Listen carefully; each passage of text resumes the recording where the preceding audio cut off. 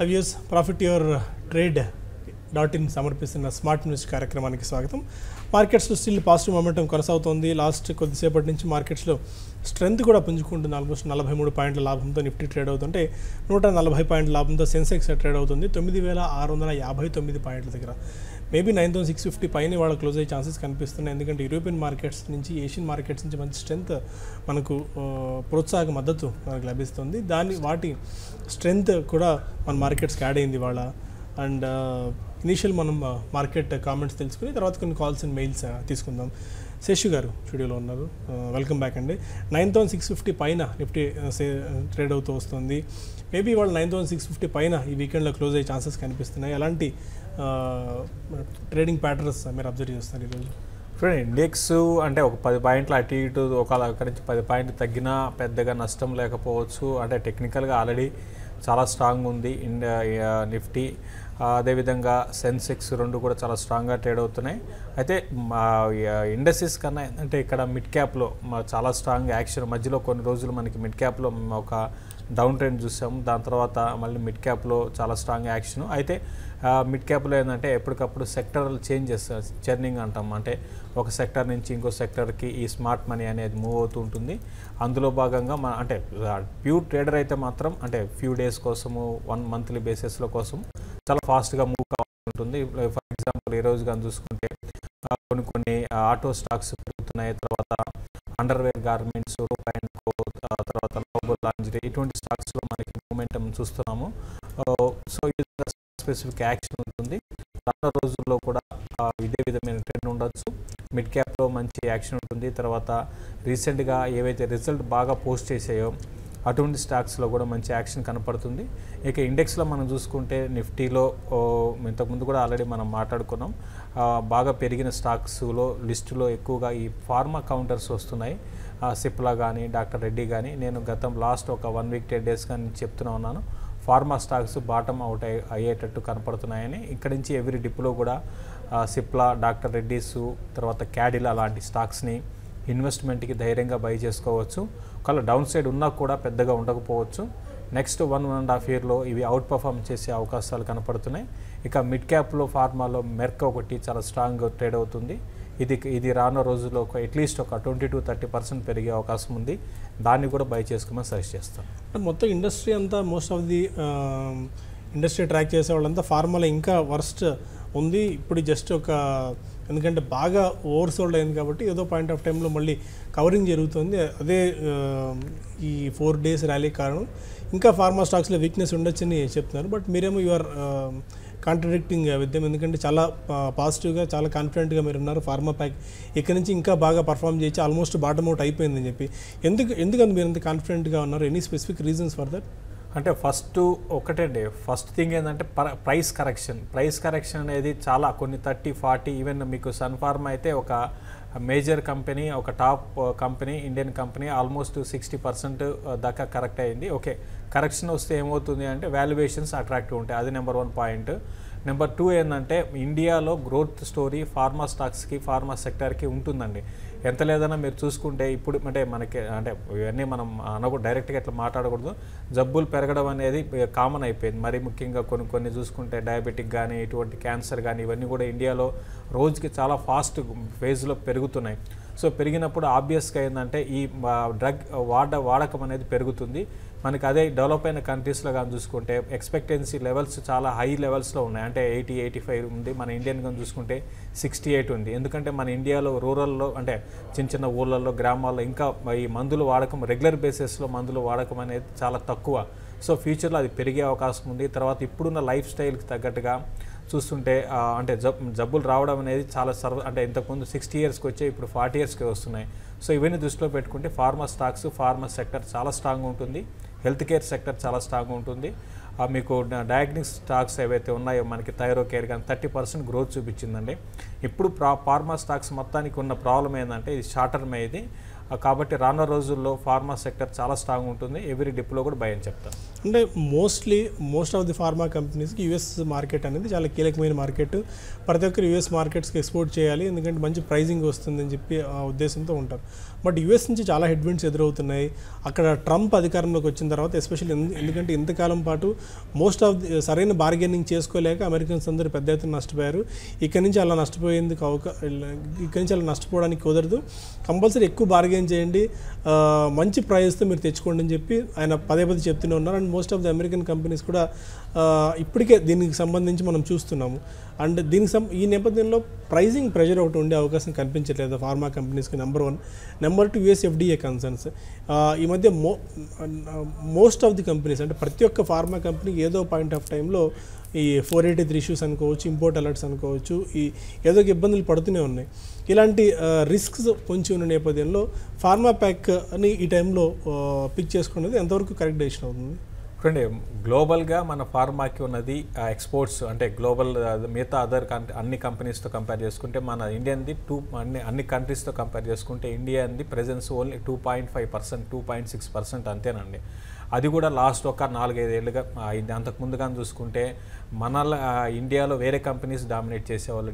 Park Davis అనో లేకపోతే Albert David అనో తర్వాత మర్క్ అనో ఇటువంటివి ఉండేవి. సో లాస్ట్ ఒక 5-6 ఏళ్ళుగా అట్లా కాకుండా మన ఇండియన్ ఎక్స్పోర్ట్స్ బాగా ఎక్కువ కావడం చూసాము.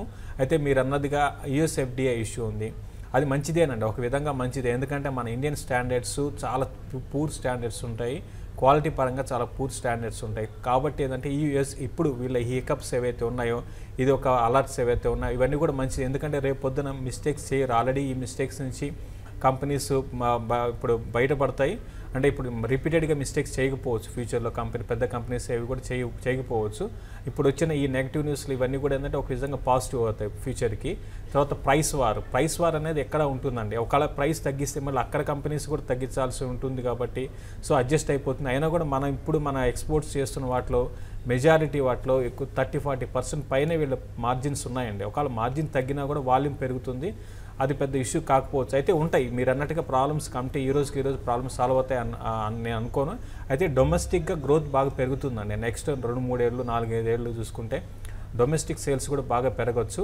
ఎందుకంటే మన ఇండియాలో డ్రగ్ అంటే వాడడం వేరు, కంటిన్యూగా వాడడం, క్రానిక్ వచ్చిన వాటికి కంటిన్యూగా చాలామంది వాడరండి. అది ఇంకా మన ఇండియాలో రాలేదు. అది కానీ వచ్చిందంటే ఈ కంపెనీస్ అన్ని కూడా బాగా బెనిఫిట్ పొందుతాయి.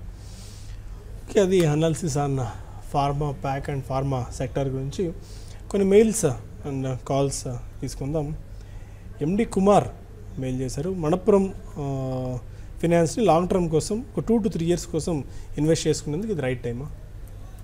అంటే మణప్పురం ఫైనాన్స్ చాలా వీక్ ట్రెండ్ నుంచి చాలా అప్ ట్రెండ్కి వచ్చి ఇప్పుడు కన్సాలేషన్లో ఉందండి. కాబట్టి మణప్పురం ఫైనాన్స్ మీరు నెక్స్ట్ 2 to 3 yearsకి చేసుకోవచ్చు అండి, బై చేసుకోవచ్చు. అయితే కొంచెం మిగతా అదర్ ఎన్బిఎఫ్సి స్టాక్స్లో అంటే ఎన్బిఎఫ్సి స్టాక్స్ అన్ని వీక్ ఉన్నాయి. మణప్పురం మాత్రం మిగతా అన్నిటి వాటిలాగా అంత వీక్ అయితే లేదండి. ప్రస్తుతం మీరు లాంగ్ టర్మ్ కోసం కన్సిడర్ చేయొచ్చు. మరొక మెయిల్ తీసుకుందాం. దినేష్ కుమార్ అడుగుతున్నారు బెర్జర్ పెయింట్స్ గురించి. బెర్జర్ పెయింట్స్ స్టాక్ని 3 to 5 years కోసం ఇప్పుడు ఇన్వెస్ట్ చేసుకోవచ్చా, ఫ్యూచర్ ఎలా ఉండొచ్చు అని చెప్పి? చూడండి, ఈ పెయింట్ ఇండస్ట్రీ అంతా కూడా మనం చూసుకుంటే ఫ్యూచర్ బాగుండే అవకాశం ఉందండి. అందుకే ఇప్పుడు రీసెంట్గా కన్స్ట్రక్షన్ యాక్టివిటీలు కానీ చూసుకుంటే కొత్త టెక్నాలజీస్, కొత్త వాడకం అనేవి మనం చూస్తున్నాము.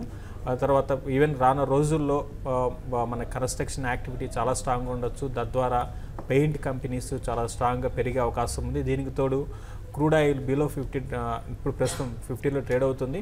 ఇది కంటిన్యూ అయితే మాత్రం వీళ్ళకి ఇంకా చాలా వాటికి మార్జిన్స్ పెరగచ్చు. ఉన్న వాటిలో బెర్జర్ పెయింట్స్ మంచి కంపెనీ అయినా మీరు సెలెక్ట్ చేసుకుంది ఆల్రెడీ ఉంటే ఇన్వెస్ట్ చేసి ఉంటే హోల్డ్ చేయండి. కొంతమంది కాలర్స్ కూడా లైన్లో ఉన్నారు. ఫస్ట్ కాలర్ నాగ చైతన్య, అడగండి Chaitanya.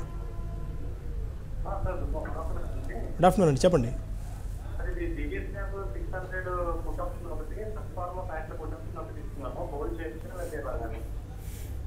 Divi's lab 600 put option and Sun Pharma 500 put option. ఉన్న వాటిలో దివీ ల్యాబ్స్, సన్ ఫార్మా వీకే ఉన్నాయండి. బట్ ఇవి కూడా బాగా పెరిగాయండి. మీకు చూస్తే లాస్ట్ ఫ్యూ డేస్గా పెరిగాయి. అయితే ఇప్పుడు చాలాసేపు వరకు దాని గురించి మనం మాట్లాడుకున్నాం. ఫార్మా స్టాక్స్ ఇక్కడ నుంచి పెద్దగా పడకపోవచ్చని. నెక్స్ట్ వీక్లో ఒక చిన్న డిప్ రావచ్చండి రెండిట్లో కూడా, సన్ అండ్ దివీలో. అయితే ఉన్న వాటిలో మాత్రం ఈ రెండింటిని నేను లాంగ్ టర్మ్కి నేను సజెస్ట్ చేయను, ఇన్వెస్ట్మెంట్కి సజెస్ట్ చేయను. మీరు పుట్ ఆప్షన్ అంటున్నారు కాబట్టి ఒక డిప్ వస్తుంది, ఆ డిప్ వచ్చినప్పుడు రావడానికి అవకాశం ఉంది, ఆ వచ్చినప్పుడు మీ పుట్ ఆప్షన్స్ కవర్ చేసుకోండి. ఎందుకంటే అందరు నెగిటివ్ అయినప్పుడు ఆ సెక్టర్ పడదండి. బుల్ మార్కెట్ స్టార్ట్ అయ్యేది అందరు నెగిటివ్ ఉన్నప్పుడు స్టార్ట్ అవుతుంది. Bear market bull market start అయ్యేది ఏంటంటే అందరూ ఒక సెక్టర్ మీద నెగిటివ్ ఉన్నప్పుడు ఆ సెక్టర్లో బుల్ మార్కెట్ స్టార్ట్ అవుతుంది. బేర్ మార్కెట్ ఎప్పుడు స్టార్ట్ అవుతుందంటే అందరు మరీ ఎక్స్ట్రీమ్ బుల్లిష్ ఉన్నప్పుడు అప్పుడు బేర్ మార్కెట్ స్టార్ట్ అవుతుందండి. ప్రస్తుతం అందరిని ఫార్మా మీద నెగిటివ్ ఉన్నారు కాబట్టి పెద్దగా ఈ లెవెల్స్ నుంచి పడకపోవచ్చు అండి. తమిళనాడు నుంచి రాజేశ్వరి మరో కాల్. గుడ్ ఆఫ్టర్నూన్, చెప్పండి. కాల్ కట్ అయిపోయింది.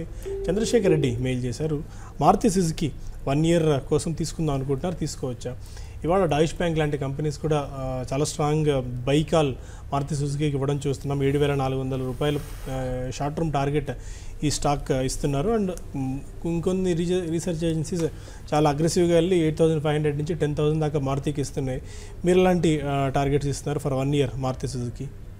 చూడండి, ఇక్కడ నుంచి అయితే ఇమీడియట్గా అయితే అంతా పాజిటివ్ న్యూస్లు అన్నీ వచ్చాయి, సేల్స్ ఫిగర్స్ రిజల్ట్ వచ్చాయి కాబట్టి ఒక సెల్లింగ్ వస్తుందండి. అప్ టు 7,000 దాకా రావచ్చు.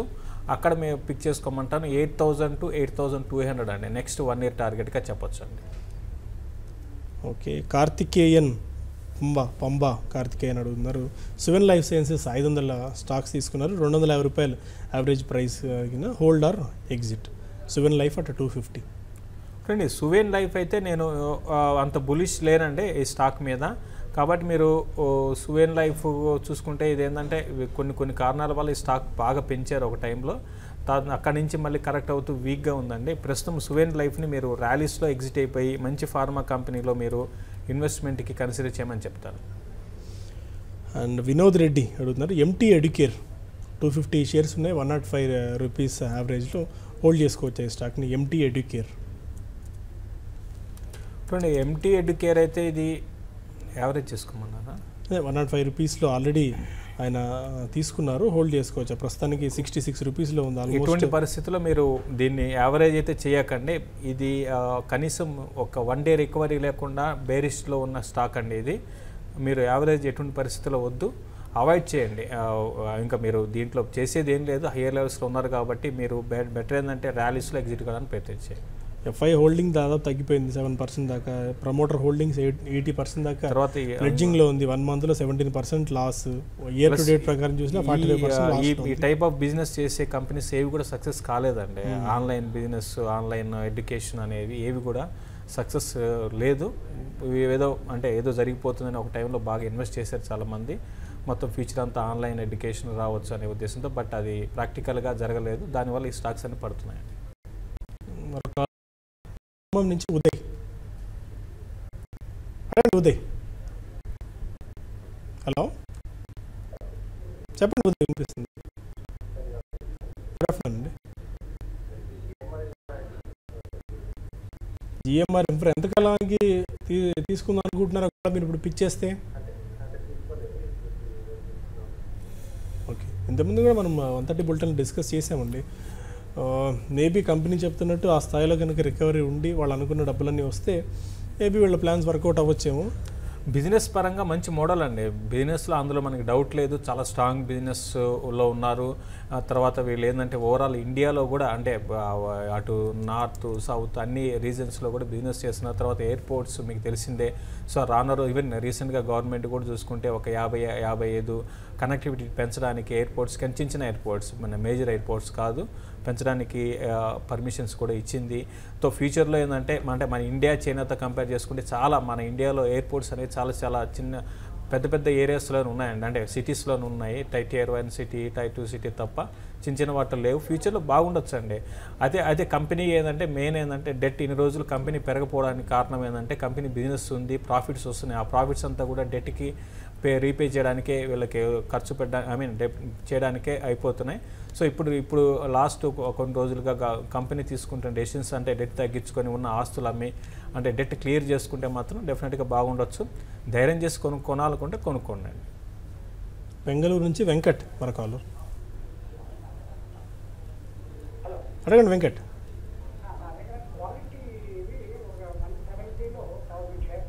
ఒకసారి రిపీట్ చేయండి stock. Quality quality, okay fine. Quality okay. ఎట్లా యావరేజ్ చేసుకోవచ్చా లేకపోతే ఎట్లా అనేది కనుక్కున్నాను. ఎంత కాలానికి తీసుకున్నారండి వెంకట్? క్వాలిటీ చూడండి quality dairy dairy quality dairy last కొన్ని రోజుల్లో కొంచెం పెరగడం స్టార్ట్ అయిందండి. మీరు యావరేజ్ అయితే అవసరం లేదండి, మీరు ఉన్న పొజిషన్స్ ఉంచండి.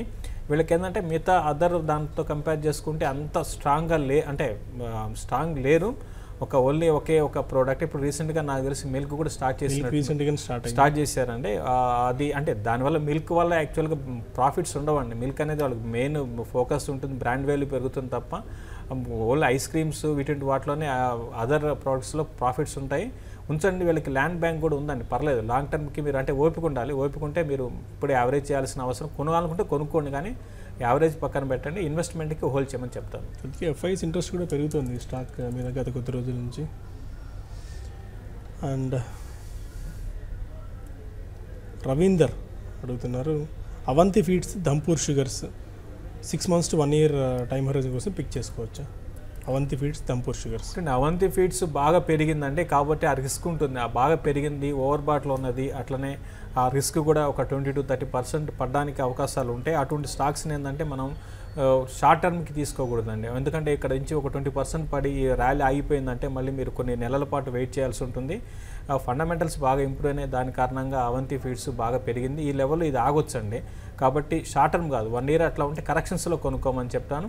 ఈవెన్ ధంపూర్ షుగర్ కూడా ఇంతకుముందు నేను రికమెండ్ చేసింది స్టాక్ పరంగా ఓకేనండి. అయితే ఇమీడియట్గా షుగర్ కంపెనీస్కి అంటే మాన్సూన్ ఒకవేళ బాగుంటే, క్రాప్ బాగుండి ప్రొడక్షన్ పెరిగితే మళ్ళీ షుగర్ ప్రైసెస్ తగ్గుతాయి. కాబట్టి కొంచెం వెయిట్ చేయండి. ఫ్యూ మంత్స్ మాత్రం షుగర్ స్టాక్స్ పెద్దగా పెరగకపోవచ్చు, కొంచెం డౌన్ ట్రెండ్లో కూడా ఉండొచ్చు అండి. అయితే ఆల్రెడీ 250 నుంచి కరెక్ట్ అయినాయి కాబట్టి కరెక్షన్స్లో ధంపూర్ షుగర్ని మీరు పిక్ చేసుకోమని చెప్తాను. అవంతి ఫీడ్స్ని మాత్రం 6 months కోసం అయితే వద్దండి. ఓకే. పీజే రావ్ అడుగుతున్నారు, భారత్ ఫోర్జ్, సుప్రజిత్ ఇంజనీరింగ్, ఈ 2 స్టాక్స్లో ఏ స్టాక్ బెటర్ బెట్ అవుతుంది? Bharat Forge or Suprajit engineering? 2 మంచి స్టాక్సేనండి. 2 నేను రికమెండ్ చేసిన స్టాక్సే. అంటే భారత్ ఫోర్జ్ అనేది ఏంటంటే బ్రాండ్ పరంగా చాలా స్ట్రాంగ్ ఉంది, బ్రాండ్ వాల్యూ ఉంది, అందరికి తెలిసిన కంపెనీ. సుప్రజిత్ అంటే ఎవరికి తెలియని కంపెనీ అండి.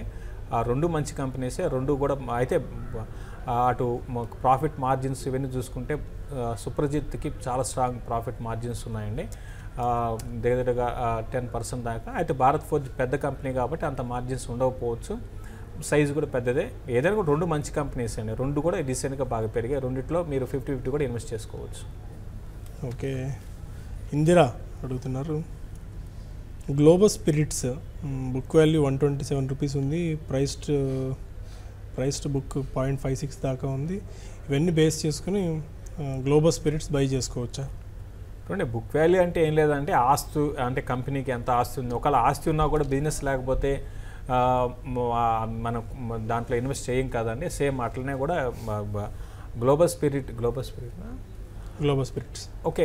మీరు ఉండాలనుకుంటే ఒక స్పిరిట్ వాటిలో ఉండాలంటే ఫ్లక్చువేషన్స్ ఉన్నాయండి. రాడికో కైతాన్ ఉండొచ్చు, తర్వాత దీన్ని ఏమంటారు మన మెక్డవెల్లో ఉండండి. రీసెంట్గా బాగా పెరిగింది. చిన్న ఈ లిక్కర్ స్టాక్స్ ఏంటంటే ఫ్లక్చువేషన్స్ ఎక్కువ ఉన్నాయి, కాబట్టి మీరు రాడికో కైతాన్ కానీ మెక్డవెల్లో కానీ ఉండమని చెప్తాను. లాస్ట్ 4 daysతో 17% దాకా స్టాక్ పెరిగింది because of this Kerala news ఒకటి. బట్ శశి గారు అంటే పెద్దగా ఫండమెంటల్గా అయితే అంత గొప్పగా ఏమి అనిపించలేదు. వాల్యుయేషన్స్ కూడా చాలా ఎక్స్పెన్సివ్గా కనిపిస్తున్నాయి గ్లోబల్ స్పిరిట్స్లో. ఒక మెయిల్ ఒక్కటి తీసుకుందాం. ప్రసాద్ అడుగుతున్నారు, క్యూపిడ్ ఆల్రెడీ 320 రూపాయలు ఆయన హోల్డ్ చేస్తున్నారట. ప్రస్తుతం 288 రూపీస్ దగ్గర ఉంది. యావరేజ్ చేసుకోవచ్చు ఈ టైంలో. క్యూపిడ్ ఎందుకు మార్కెట్స్ ఇంతగా పెరుగుతున్నా క్యూపిడ్ మాత్రం పెద్దగా ర్యాలీలో పార్టిసిపేట్ చేయలేకపోతుంది. చాలా లగాడ్గా కనిపిస్తుంది. స్టాక్ ఎక్కడ ఆల్మోస్ట్ 260, 280, ఇంకా చెప్పాలంటే 250, 270 ఇదే ప్రైస్ బ్యాండ్లో గత కొద్ది రోజు నుంచి కొట్టుమిట్టాడుతూ వస్తుంది. స్టార్ట్ అవ్వచ్చు అండి. దీంట్లో కూడా ర్యాలీ స్టార్ట్ కావడానికి అవకాశం ఉంది. రిజల్ట్ ఏంటంటే స్టడీగానే ఉన్నాయి. ఏమాత్రం పెద్ద లాస్ట్ మార్చికి ఈ మార్చికి గొప్ప రిజల్ట్ అయితే అనౌన్స్ చేయలేదు. అట్లనే రిజల్ట్లో మనకి అంటే డిటో మనం ఫోటో కాపీ అంటారు కదా, ఆ విధమైన రిజల్ట్ ఉన్నాయండి. అటు 17 crores, ఇప్పుడు 17.8 ప్రాఫిట్ కూడా సేమ్ వచ్చింది. కాబట్టి నెక్స్ట్ క్వార్టర్ వరకు కూడా పెద్దగా ఇదే విధమైన అంటే పెద్ద మూవ్ అయితే ఉండకపోవచ్చు, బిట్వీన్ 280 and 320 మధ్యలో ఉండొచ్చు అండి. ఓకే, లాస్ట్ కాల్ ఒకటి తమిళనాడు నుంచి రాజేశ్వరి ఉన్నారు, అడగండి రాజేశ్వరి గారు. ఓకేనండి, ఫైన్.